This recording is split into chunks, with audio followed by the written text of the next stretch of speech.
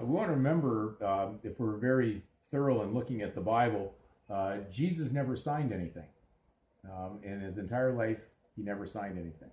So how could he be, involved in the world or having been active as a legal participant in Caesar's world? And that's why he clarified his point: his kingdom is not of the world. We're going to look at a little diagram here. This is basically, I'm just clarifying out of a book, Be Your Own Lawyer. It's early out of the early, this one's 1899. Actually, it was sold to farmers for about $1.50 at the time. And it told them how to do things themselves, basically, if they were not going to afford an attorney.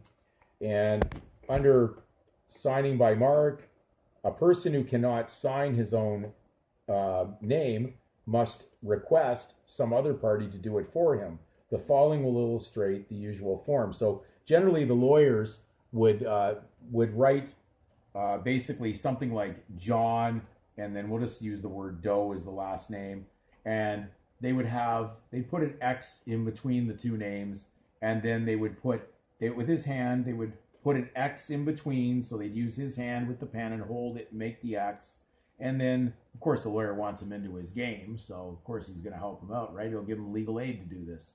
So then he puts his above the X and then writes mark below it. And therefore, if you look really closely there, that's pretty much what it would be, just like that. And they'd have someone witness it, of course, that's already in the game, crossing the line between private and public.